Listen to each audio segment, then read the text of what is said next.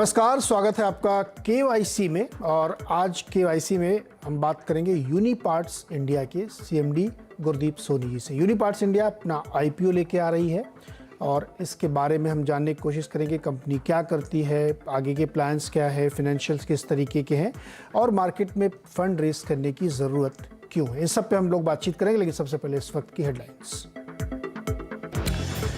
Fed chairman Jerome Powell के भाषण से पहले बाजार में कंसोलिडेशन का मूड। निफ्टी ने लगातार तीसरे दिन बनाया नया शिखर।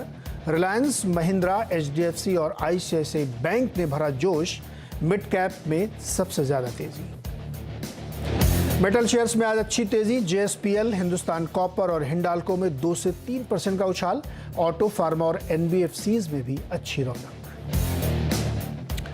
किरिक पार्क कमेटी ने नेचुरल गैस प्राइसिंग फार्मूले पर सरकार को सौंपी रिपोर्ट। पुराने फील्ड से अधिकतम कीमत $6.5 प्रति यूनिट तय करने की सिफारिश। नेचुरल गैस को जीएसटी के तहत लाने का भी प्रस्ताव।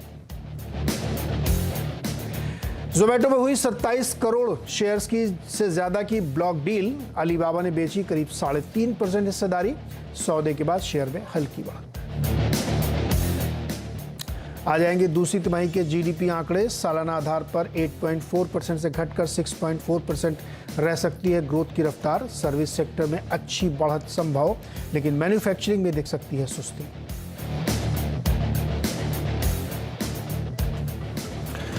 बाजार पे एक नजर डालते हैं। इस वक्त बैंक निफ्टी थोड़ा सा लगार्ड है, मामूली सी, मतलब 50-70 पॉइंट की कमजोरी है, लेकिन निफ्टी 50 पॉइंट की मजबूती और मिड कैप में ज़्यादा 200 पॉइंट की तेज़ी है। हालांकि आधा % ही है, लेकिन आज दोनों इंडाइसेस के सामने आपका मिड कैप अच्छा मजबूत ट्रेड यहाँ पे होता हुआ दिख रहा है। कई सारे सेक्टर्स हैं जहाँ पे लगातार तेज़ी बनी हुई है और आप देखें कि बाज़ार में चर्निंग भी बहुत हुई है। अलग अलग सेक्टर्स में तेज़ी आती हुई दिखी है।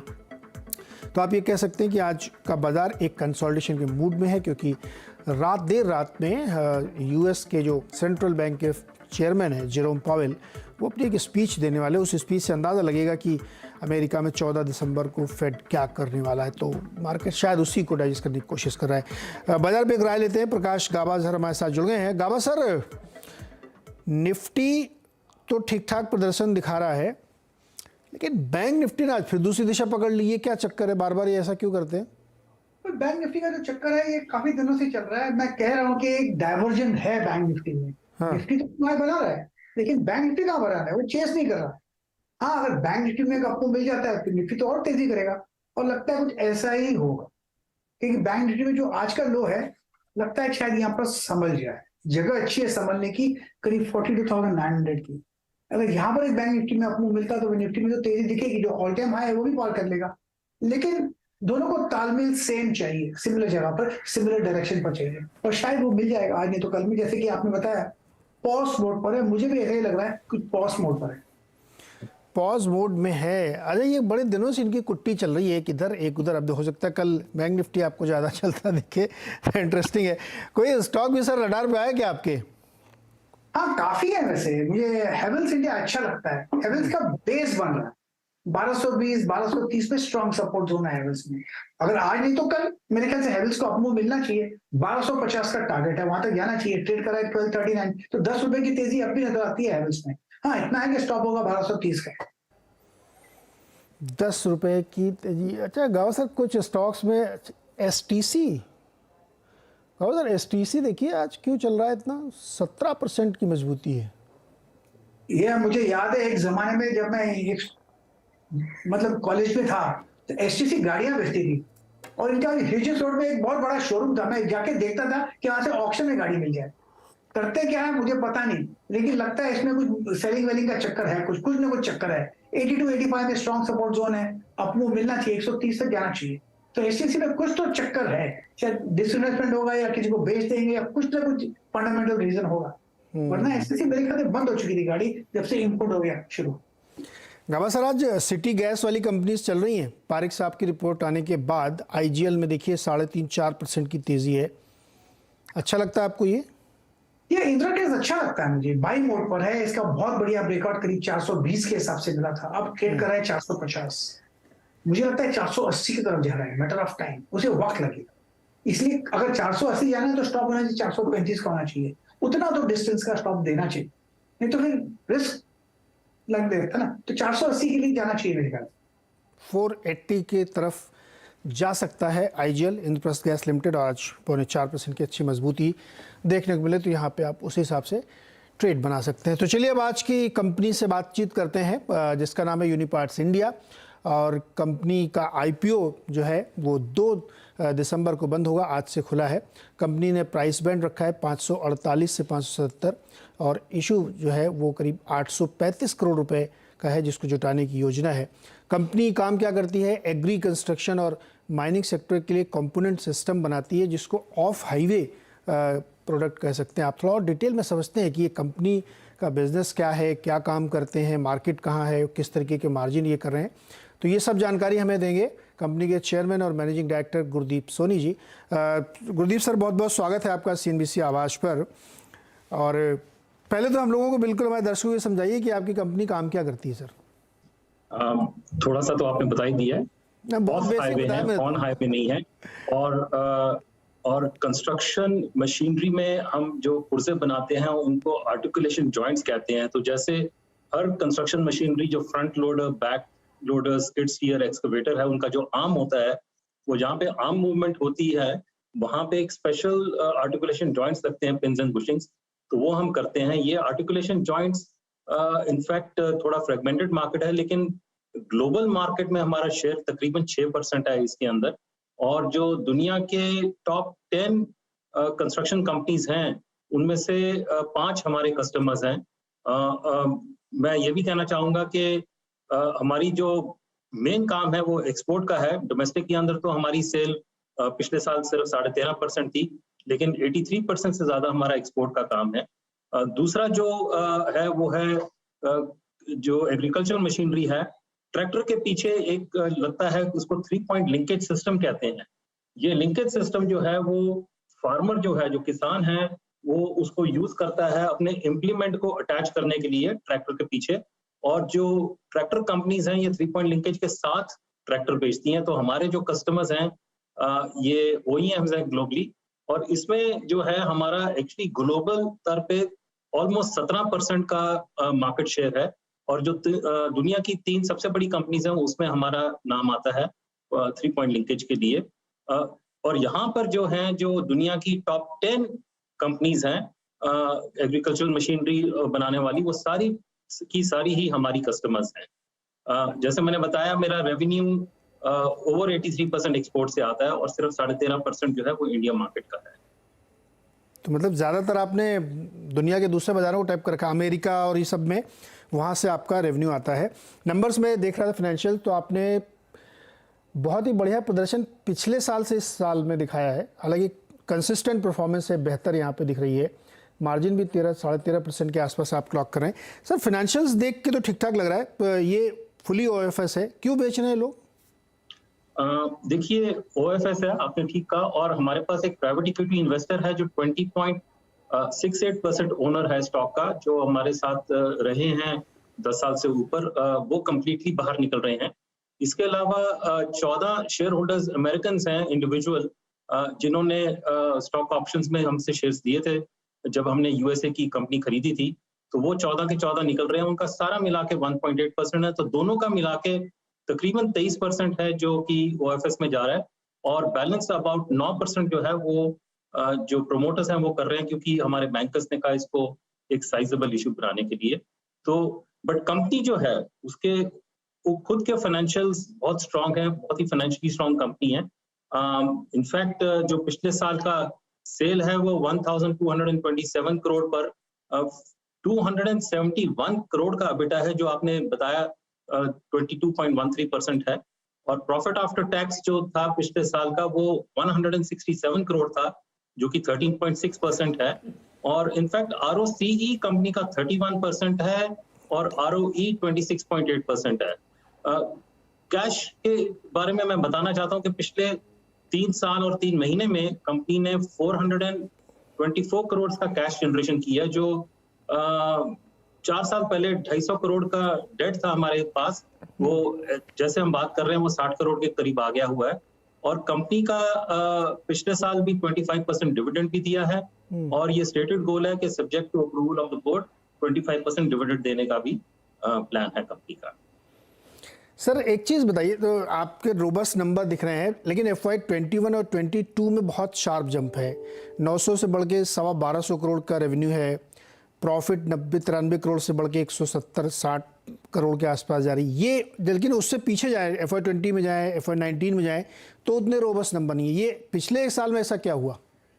तो इसके 2-3 रीजंस हैं। एक तो जो हमारा यूएसए का ऑपरेशन है, एक हमारी फैक्ट्री है यूएसए में, वो पिछले साल में तो वो जो मेरी टॉप लाइन है वो 13% सेल वहां से थी, और वहां का जो मार्जिन था 12.5% था। ये 2018 में 27% जो हम सेल करते थे वो वहां से आता था, और मार्जिन 3% से कम था। तो इसको हमने पूरा ही सारे बिजनेस को हमने रीऑर्गेनाइज किया। काफी मटेरियल हम इंडिया में ले आए बनाने के लिए, जहाँ पे हमें मार्जिन ज्यादा मिलता है, और कुछ जगह से हमने प्राइस इंक्रीज दिए। इस दौरान में हमारे पास नए कस्टमर्स भी आए हैं। जो दुनिया की सबसे बड़ी कंस्ट्रक्शन कंपनी है, वो 2018-19 में हमारे पास आई, और पिछले 2-3 साल में उनका काम बढ़ा है। जो दुनिया की सबसे बड़ी रिटेल के अंदर भी यूएसए में कंपनी है, ट्रैक्टर सप्लाई कंपनी उसका नाम है, न्यूयॉर्क स्टॉक एक्सचेंज में लिस्टेड है। 2200 स्टोर है उनके यूएसए में, और ये स्टोर मतलब वॉलमार्ट की तरह के स्टोर हैं। तो वो हमारे कस्टमर बने, तो नए कस्टमर्स भी आए, थोड़ा रीऑर्गेनाइजेशन भी हुआ, और ज्यादा प्रॉफिटेबल बिजनेस के अंदर कंपनी ने ध्यान दिया, और इसीलिए ये जो नंबर्स हैं वो इस लेवल पे आ गए हैं। और ये बिल्कुल ही जैसे हम कहते हैं कि they are sustainable and they will continue to be like that. Okay sir, आजकल बड़ी मंदी की चर्चा चल रही है अमेरिका में, यूरोप में, जहाँ से आपका ज़्यादातर रेवेन्यूज़ आते हैं। तो एक तो ये बताइए कि क्या बिजनेस एनवायरनमेंट कैसा देखने को मिल रहा है आपका, और दूसरा कि कैपेक्स प्लान क्या है आपके? ओके, तो यस, थोड़ी बात हो रही है कि रिसेशन होगा यूएसए में और यूरोप में, लेकिन जो ये 2 सेक्टर्स हैं, एग्रीकल्चरल मशीनरी और कंस्ट्रक्शन के, इन अ वे मैं इनको रिसेशन प्रूफ बताऊंगा, और उसके रीजन बताऊंगा। पहला रीजन ये कि पिछले साल अमेरिका में $1 ट्रिलियन का इंफ्रास्ट्रक्चर बिल पास हुआ, और उसके दौरान अमेरिकन गवर्नमेंट जो है वो अब से लेके अगले 4-5 साल में $1 ट्रिलियन खर्चेगी, जिसमें से सिर्फ roads and ports and bridges वगैरह के अंदर 400 बिलियन से ज्यादा का उनका खर्चा है। ऑयल एंड गैस सेक्टर बहुत अच्छी तरह चल रहा है, क्योंकि और फिर वो भी इंफ्रास्ट्रक्चर के अंदर काफी अपना स्पेंड कर रहे हैं, तो इनसे काफी पुश मिल रहा है इस इंडस्ट्री को। और हम ये देख रहे हैं कि जो दुनिया की सबसे बड़ी कंपनी है कंस्ट्रक्शन के अंदर, जो हमारी भी कस्टमर है, उनके जो रिसेंट कमेंट्स हैं वो कह रहे हैं कि अगले साल भी वो 13 से 15% ग्रो करेंगे। और इनफैक्ट जो पीक है कंस्ट्रक्शन मशीनरी का यूएसए और यूरोप में, वो 2026 तक का कहा जा रहा है। तो अगले 4 साल तो कंस्ट्रक्शन मशीनरी में बहुत ही रोबस्ट है। देन थोड़ा सा मैं एग्रीकल्चर की तरफ आता हूँ, तो ये रशिया यूक्रेन की लड़ाई से जो यूक्रेन से 20 मिलियन टन वीट रुक गया एक्सपोर्ट से, और रशिया से भी 20 मिलियन रुक गया, तो टोटल 40 मिलियन टन जो रुका था, उससे ग्रेन और फूड प्राइसेस दुनिया में ऊपर गए हैं।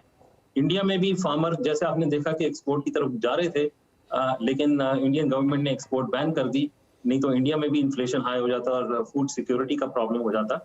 लेकिन बाहर के देशों में ऐसा नहीं हुआ, और जो फार्मर है वो सबसे ज्यादा। गुरदीप सर, ये बात तो ठीक है, लेकिन जिस तरीके से बातें हो रही रिसेशन की, कॉस्ट ऑफ फंड बढ़ रहा है, अर्निंग डाउनग्रेड्स की बातें चल रही हैं, अभी यूएस की बात आप करें, वहाँ पे बहुत सीवियर अर्निंग डाउनग्रेड की बात हो रही, तो उस एनवायरनमेंट में आप कैसे ये जो रिजल्ट आपने दिखाया ये मेंटेन कर पाएंगे, क्योंकि आपका ज़्यादातर रेवेन्यू वहीं से आ रहा है? देखिए, वो एक जनरल चीज़ है जो आप बात कर रहे हैं यूएसए में। मैं पर्टिकुलरली बात कर रहा हूँ, जैसे आप जो दुनिया की सबसे बड़ी कंस्ट्रक्शन कंपनी है, वो इनफैक्ट वो इस साल में अब तक उनका शेयर जो है वो 30% बढ़ा है, और जो सबसे बड़ी एग्रीकल्चरल मशीनरी वाली कंपनी है जो भी मेरा कस्टमर है, उसका तकरीबन 20% बढ़ा है। और मोस्ट इंक्रीज जो है ये पिछले 3-4 हफ्तों में आया है, क्योंकि ये दोनों सेक्टर्स जो हैं वो प्रोजेक्ट कर रहे हैं to grow very very strong. और एक्चुअली इन्होंने ये भी कहा है कि जो इनकी जो मशीनें जो डीलर्स रखते हैं उनके पास बिल्कुल भी स्टॉक नहीं है, और काफी मशीनें जो बना रहे हैं मोस्टली उनका 3 से 6 महीने का वेट लिस्ट भी चल रहा है। तो फार्मर्स के पास भी इनकम बहुत ज्यादा है और डिमांड भी बहुत है, और इसीलिए हमें लगता है कि ये हमारे लिए भी बहुत अच्छा है आगे चलते हुए। सर कैपेक्स प्लान नहीं बताया आपने, कहाँ और एक्सपेंड करेंगे? देखिए यूएसए में 48% है, यूरोप में 27 है, जापान में 5 है और इंडिया में 13.5 है। लेकिन ये एक्सपेंशन मोस्टली हमारा डेवलप्ड कंट्रीज में ही चल रहा है बिकॉज डिमांड यहाँ पे बहुत ज्यादा है।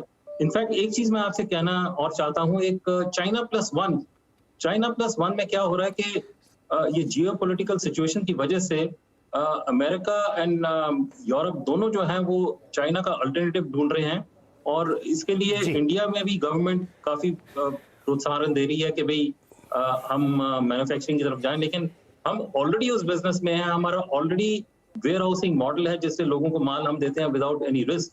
तो जितना भी तो हमें इसका बहुत ही ज्यादा गेन मिल रहा है और एक ये भी रीजन है कि जो हमारे नंबर भी अच्छे हैं और आगे चल के भी बहुत अच्छे सर ये बताइए कि सारा पैसा तो वो ले जाएंगे जो इन्वेस्टर निकल रहे हैं, फिर आपके लिए ग्रोथ कैपिटल कैसे आएगी? देखिए जैसे मैंने आपको अपने नंबर दिए कि हमारा कैश फ्लो जो है, इनफैक्ट मैं 3 नंबर आपको देना चाहता हूँ दोबारा से। मेरा एबिटा 22% पे है, 22%, मेरा पैट 14% है, लेकिन जो मेरा फ्री कैश है वो 7% है। तो ये फ्री कैश है आफ्टर टेकिंग इनटू अकाउंट जो हमारा कैपेक्स का रिक्वायरमेंट है और इंक्रीजिंग वर्किंग कैपिटल का रिक्वायरमेंट है, उसको करने के बाद भी हम 7% फ्री कैश है। आधा फ्री कैश हम कह रहे हैं कि हम डिविडेंड के माध्यम से दे देंगे इन्वेस्टर्स को और बैलेंस हम रख रहे हैं ताकि फ्यूचर के लिए हमें कोई इनऑर्गेनिक ग्रोथ के लिए चाहिए तो उसके लिए भी रख रहे हैं। और कैपेक्स हमारा सिर्फ 3% ऑफ टॉप लाइन है, तो इनफैक्ट इस साल में हमारा कैपेक्स सिर्फ 45 करोड़ का है और उसका रीजन यह है कि हम लैंड एंड बिल्डिंग में नहीं कैपेक्स लगाते हैं, हम सिर्फ जगह किराए पे लेके और एक्सपेंशन कर रहे हैं अपनी, और इस वजह से हमारा जो कैपेक्स है वो भी कम है और कंपनी बहुत अच्छी तरह से अपना ग्रोथ अपने कैश फ्लो से मेंटेन कर रही है। गुरदीप सर बहुत अच्छा लगा आपसे बात करके। एक लास्ट सवाल मेरे मन में हमेशा आता है, ये इतनी बढ़िया कंपनी इतना अच्छा ग्रो कर रही है, बहुत ज़्यादा रोबस्ट बिजनेस मॉडल भी, लोग बेच के निकलते क्यों हैं? बने रहे इसमें, रीइन्वेस्ट। देखिए जो प्राइवेट इक्विटी वाला जब आता है ना तो वो सबसे पहले क्वेश्चन ये पूछता है कि मेरा बाहर निकलने का दरवाजा कहाँ है। सर निकलना क्यों है जब कंपनी माल कमा के दे रही है? तो क्या होता है कि उनका जो एक पीरियड होता है इन्वेस्टमेंट का, जब वो किसी भी प्राइवेट इक्विटी वाले आते हैं तो 5 से दोबारा भी आ सकते हैं ना वो। मान लीजिए एक लीगल आप कह रहे हैं कि बाउंडेशन होती है 10 साल का, तो 10 साल में निकले तो अगले दिन फिर भी आ सकते हैं, वो ऐसा हो सकता है ना सर? बिल्कुल ऐसा भी हो सकता है। एंड ऑफ द डे पैसे तो कमाना है। बिल्कुल, मैं तो आपसे एग्री करता हूँ, लेकिन जो फंड जिसने हमारे पाइन ब्रिज कंपनी है जो निकल रही है हांगकांग की कंपनी, वो उनका एंड ऑफ फंड जैसे आ गया हुआ है, तो वो जितने भी उनके इन्वेस्टमेंट्स इंडिया में उन्होंने किए थे उससे निकल गए और ये अब लास्ट वाला है जिससे निकल रहे हैं। जी सर। तो एक फंड की एक लाइफ होती है, ऑब्वियसली उस लाइफ के दौरान वो जो भी अपना एग्जिट करते हैं और अच्छे निकले तो वो फर्दर अपने इन्वेस्टर्स को काफी अच्छा रिटर्न देके जाते हैं।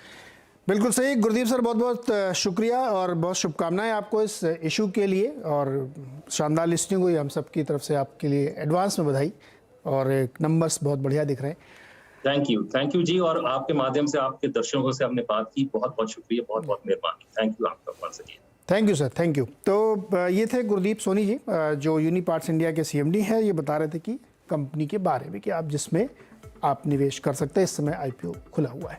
स्वागत है एक बार फिर से आपका, और बाजार पे एक नज़र डालते हैं इस वक्त। तो बैंक निफ्टी करीब 100 पॉइंट नीचे है, थोड़ा सा वो लेगार्ड है, और निफ्टी में लेकिन अभी भी मजबूती है। और तो पूरे दिन का अगर आप देखें तो निफ्टी खास तौर पे एक बहुत ही रेंज में आप कह सकते हैं, जहां ओपन हुआ उसी के आसपास के एक रेंज में घूम रहा है, ऊपर से नीचे जाते हुए। हालांकि बैंक निफ्टी 100 पॉइंट करीब आसपास करेक्ट हुआ, लेकिन मिड कैप में लगातार तेज़ी यहाँ पे बनी हुई है। तो इस परिस्थिति में फेड स्पीच के पहले आपको क्या करना चाहिए, अगले 1.5 घंटे में तमाम स्ट्रेटजीज हर्ष और अनुज आपके लिए बनाएंगे छोटे से ब्रेक के बाद।